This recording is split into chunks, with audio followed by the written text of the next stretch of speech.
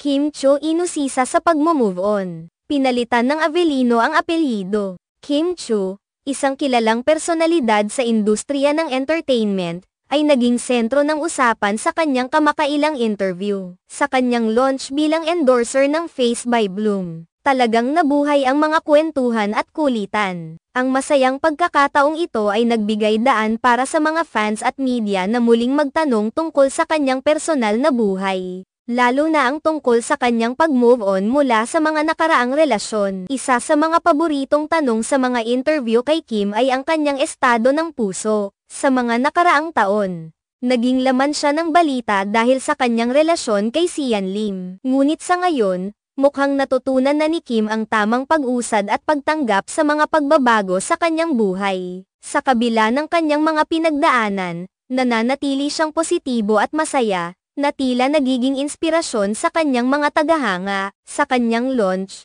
hindi lang ang kanyang career ang naging sentro ng atensyon kundi pati na rin ang kanyang charisma. Ang mga fans ay masayang nakikilahok sa kanyang mga usapan.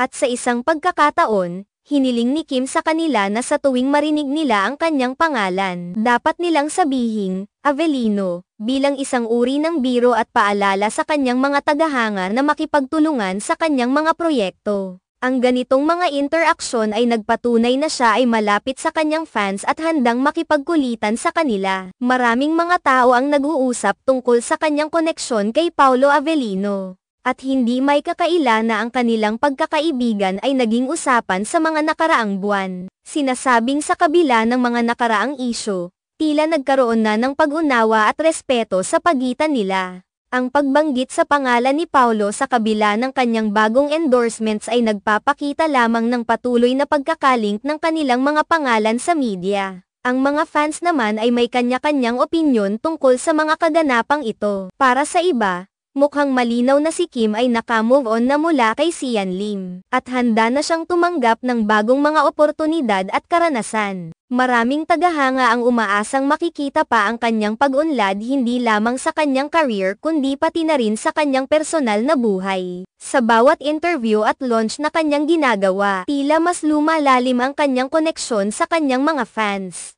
Ang kanyang likas na charm at kasiyahan sa pakikipag-usap ay nagiging dahilan upang mas maging interesado ang publiko sa kanyang mga proyekto. Kaya naman, hindi na nakapagtataka kung bakit siya ay patuloy na hinahangaan at suportado ng kanyang mga tagahanga.